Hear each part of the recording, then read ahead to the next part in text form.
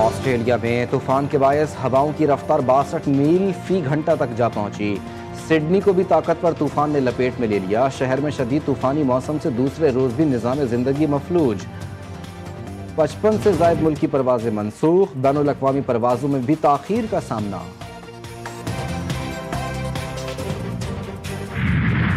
اور کراچی کے مختلف علاقوں میں رات گئے ہلکی بارش۔ صدر امیجنا روڈ، لائنز ایریا، گلستان جوہر، گڈاپ، ملیر، قائد آباد، سرجانی ٹاؤن، نیو کراچی کے اطراف میں بارش۔ محکمہ موسمیات کا کہنا ہے کہ صبح مزید بارش کا بھی امکان ہے، جبکہ شہر قائد میں مونسون کا دوسرا اسپیل جمعے سے اثر انداز ہوگا۔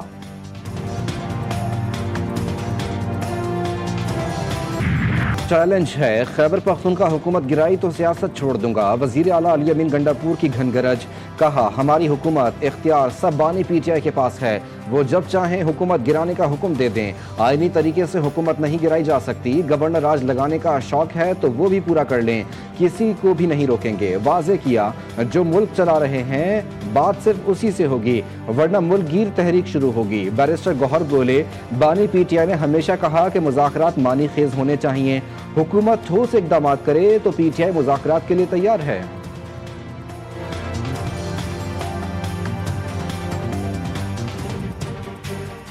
خان صاحب کی طرف سے تحریک اور اس کی ریلیز کے لیے تحریک چلانے پہ بھی غور ہوا، اسی طرح ریزرو سیٹوں کے بعد کی صورتحال پہ بھی غور ہوا۔ انشاءاللہ تعالیٰ اس کے لیے جو تحریک خان صاحب کریں گے ہم اس کو ایگزیکیوٹ کریں گے۔ میڈیا میں یہ آن اینڈ آف بات کی جاتی ہے، حکومت ڈائلاگ کی ہاتھ بلا رہی ہے، ہم نہیں آگے بڑھ رہے ہیں، یہ بات غلط ہے۔ ہم نے ہمیشہ سے کہا خان صاحب نے ڈائلاگ ہونا چاہیے۔ پی ٹی آئی پارلیمانی پارٹی کی بیٹھک، مخصوص نشستوں کے فیصلے کے بعد کی صورتحال پر مشاورت۔ اجلاس کی اندرونی کہانی سامنے آ گئی۔ عامر ڈوگر نے کہا پی ٹی آئی کے اسیر رہنماؤں کا لیڈرشپ کو لکھا گیا خط پڑھ کر سنایا۔ ذرائع پی ٹی آئی کے مطابق بیشتر ارکان حکومت کے ساتھ مذاکرات کے حق میں۔ سلمان اکرم راجہ نے کہا علیمہ خان اور بہنیں بھائی کی رہائی کے لیے جذباتی ہیں، بانی پی ٹی آئی کی بہنوں کے جذبات کو سمجھا جائے اور احترام کیا جائے۔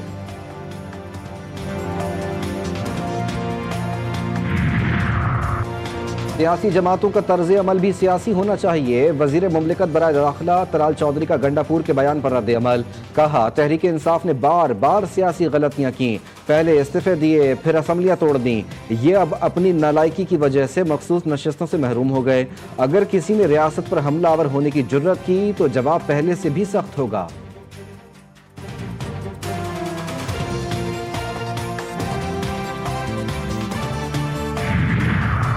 جے یو آئی خیبر پختونخوا میں عدم اعتماد کا حصہ نہیں بنے گی، مولانا فضل الرحمان کا بانی پی ٹی آئی کو پیغام۔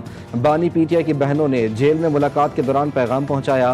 مولانا فضل الرحمان نے کے پی حکومت کے خلاف تحریک عدم اعتماد کا حصہ نہ بننے کا یقین دلایا۔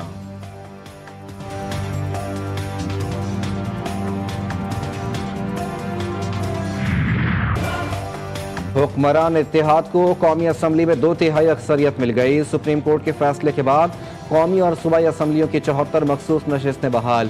حکمران اتحاد کے پاس قومی اسمبلی میں تعداد بڑھ کر 232 ہو گئی۔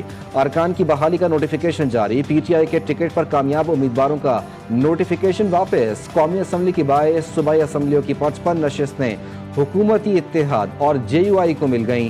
نون لیگ کی 43، پیپلز پارٹی کی 14، جے یو آئی کی 12 نشستیں بحال۔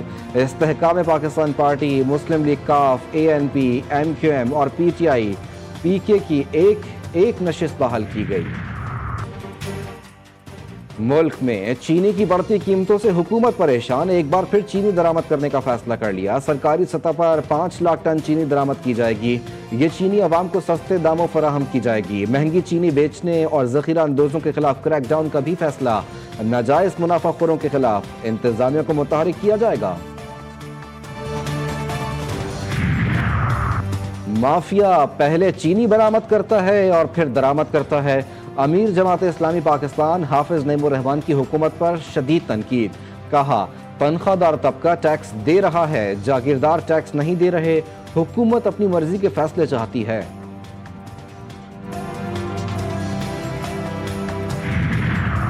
محصولات وصولی اور فرائض کی ادائیگی سے ایف بی آر عوام سے عزت و تکریم سے پیش آئے، کسی قسم کی ادارہ جاتی سستی کو برداشت نہیں کیا جائے گا۔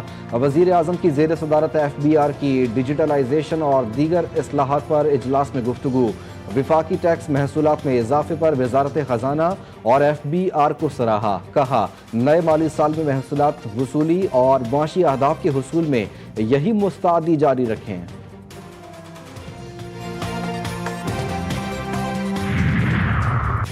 سرنڈر کرنا پاکستان کی ڈکشنری میں نہیں، بھارت امن کے لیے مذاکرات کرے۔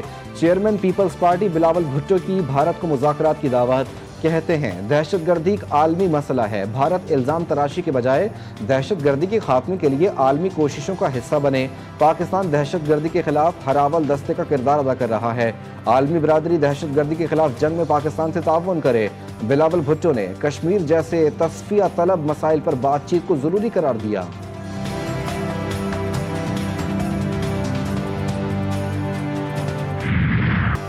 غفلت کے باعث 17 جانیں چلی گئیں، سیاحوں کو بروقت کیوں ریسکیو نہیں کیا گیا؟ حفاظت کے لیے اقدامات کیوں نہیں کیے گئے؟ چیف جسٹس SM عتیق شاہ کا سوات میں سیاحوں کے جاں بحق ہونے کے کیس میں استفسار۔ کمشنر ملاکنڈ، ہزارہ، کوہاٹ، بنو، DI خان اور متعلقہ اضلاع کے ریجنل پولیس آفیسر آج طلب۔ ایڈوکیٹ جنرل شاہ فیصل انتقاخیل نے بتایا کہ ایئر ایمبولنس موجود ہے، وقت کم ہونے کی وجہ سے اس کو استعمال نہیں کیا جا سکا۔ عدالت کا آئندہ سماعت پر رپورٹ جمع کروانے کا حکم۔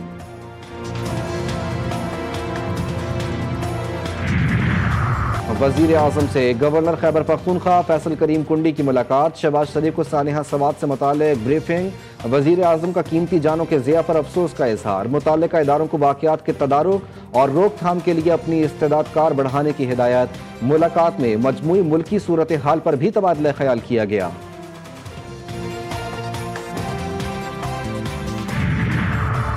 خیبر پختونخوا میں ہنگامی حالات کے لیے جدید ریسکیو سامان اور ڈرون ٹیکنالوجی خرید لی گئی۔ ہنگامی صورتحال سے نمٹنے کے لیے ڈرونز کے ذریعے لائف جیکٹس اور دیگر سامان کی ترسیل کی مشقیں، ریسکیو آپریشنز کی کارکردگی بہتر ہوگی۔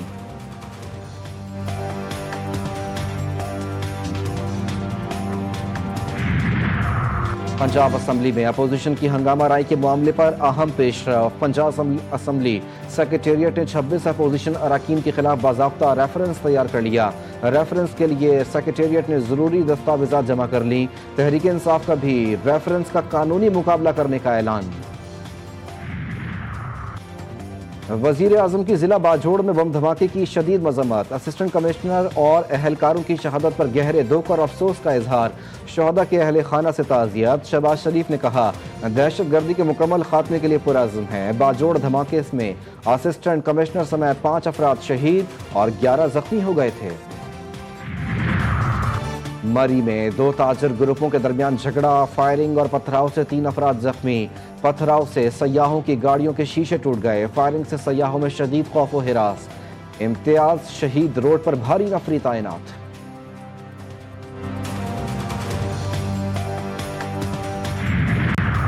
کراچی میں 13 کروڑ روپے کی ڈکیتی کا کیس، ٹک ٹاکر بہن بھائی سمیت 4 ملزمان کے جسمانی ریمانڈ میں توسیع۔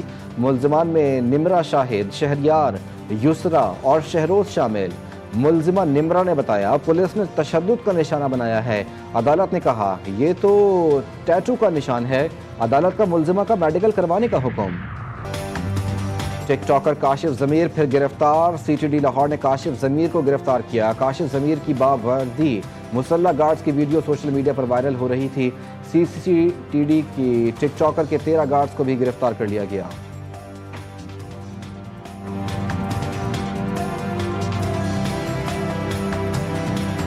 بہت معذرت چاہنا، میں معافی چاہنا کہ میں ڈالا گجر تے ویپن دکھایا جہاں سڑکوں تو لوگ جڑا بہت پریشان ہوئے، لوگوں چ خوف راس پھیلیا، تو میں وہ معافی چاہنا۔ میرے پیو کی توبہ، آئندہ توبہ، میرے خاندان کی توبہ، میں آئندہ تو کسی بھی ڈالا گجر یا ویپن گجر پرموٹ نہیں کروں۔ پشاور کے علاقے گلبہار میں فائرنگ، زخمی خواجہ سرا فرمان دم توڑ گیا۔ SSP آپریشنز کے مطابق یہ ابتدائی طور پر واقعہ ذاتی رنجش کا لگتا ہے، ملزمان کو جلد گرفتار کر لیں گے۔ پولیس نے واقعے کا مقدمہ درج کر لیا۔ جنوبی افریقہ کی فضائیہ کے سربراہ ایئر ہیڈ کوارٹر اسلام آباد کا دورہ، جنرل وائنز مین سیمیبوبی کی air chief marshal Zaheer Ahmed Babar Sidhu سے ملاقات، پیشہ ورانہ دلچسپی کے امور پر تبادلہ خیال، دونوں فضائی افواج کے درمیان تعاون کے فروغ پر اتفاق ہوا۔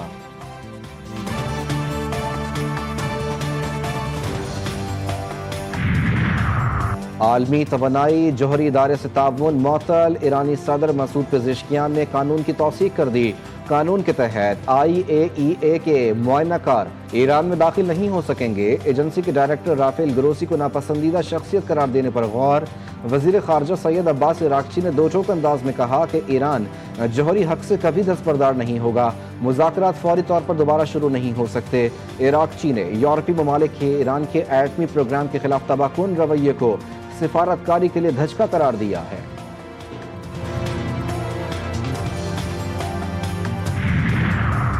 حماس کو ہتھیار ڈالنا اور مغوی رہا کرنا ہوں گے۔ امریکی محکمہ خارجہ کی ترجمان ٹیمی بروس کا کہنا ہے کہ غزہ کی صورتحال کی ذمہ دار حماس ہے۔ حماس نے جنگ بندی کے معاہدے کو متعدد مرتبہ توڑا۔ صدر ٹرمپ کہہ چکے کہ عرب شراکت داروں کے ساتھ مل کر غزہ کی تعمیر نو کی جائے گی۔ وہ غزہ میں جنگ بندی کے لیے پر امید ہیں۔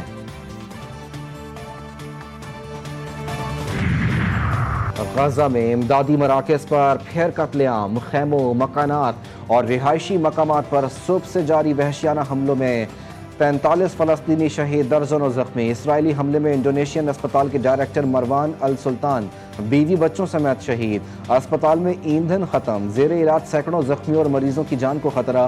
امدادی تنظیموں کا کہنا ہے کہ اسرائیل کا مسلط کردہ امداد تقسیم کا نظام بھوک یا موت میں سے ایک کے انتخاب پر مجبور کر رہا ہے۔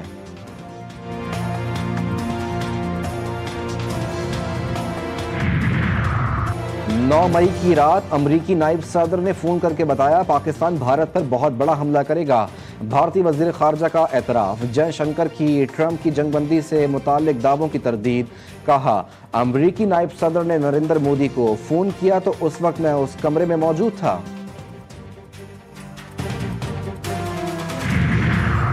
امریکی صدر ڈونلڈ ٹرمپ نے نیو یارک میں میئرشپ کے امیدوار زہران ممدانی کو پاگل قرار دے دیا۔ کہا زہران ممدانی پاگل ہے، اس کو ووٹ دینے والے بھی پاگل ہوں گے۔ ہم زہران ممدانی کو بغور دیکھ رہے ہیں، ہمیں امریکہ میں کمیونسٹ نہیں چاہیے۔ ممدانی کو گرفتار کروا دوں گا، اگر وہ جیت بھی گیا تو فنڈز لینے وائٹ ہاؤس ہی آئے گا، تب بہت مزہ آئے گا۔ زہران ممدانی نے جواب دیا، یہ دھمکی اس لیے نہیں کہ میں نے کوئی قانون توڑا ہے، بلکہ اس لیے کہ میں دہشت زدہ کرنے والے امیگریشن اور کسٹم انفورسمنٹ کے خلاف ہوں۔ ایشیا کپ کا ممکنہ شیڈول سامنے آ گیا۔ کرکٹ کا میلہ 5 ستمبر سے شروع ہونے کا امکان۔ بھارتی میڈیا کے مطابق پاک بھارت ٹاکرا 7 ستمبر کو دبئی میں ہوگا۔ پاکستان اور بھارت کے درمیان دوسرا میچ 14 ستمبر کو ہونے کا امکان۔ فائنل 21 ستمبر کو کھیلا جائے گا۔ بھارت کی میزبانی میں ہونے والا ایشیا کپ نیوٹرل وینیو پر کھیلا جائے گا۔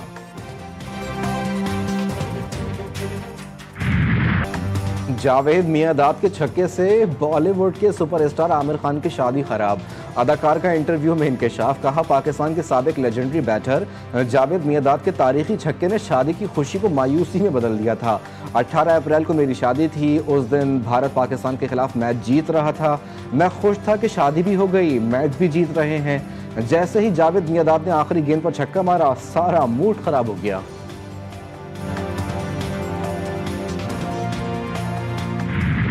اور پاکستان کے لوک موسیقی کے شہنشاہ عالم لوہار کو پرستاروں سے بچھڑے 46 برس بیت گئے۔ گائکی کے مخصوص انداز، رنگ برنگ لباس اور ہاتھوں میں چمٹا، یہ سب کچھ عالم لوہار کی پہچان بنا۔ عالم لوہار صوفیانہ کلام اس انداز میں پیش کرتے کہ سننے والوں پر وجد طاری ہو جاتا تھا۔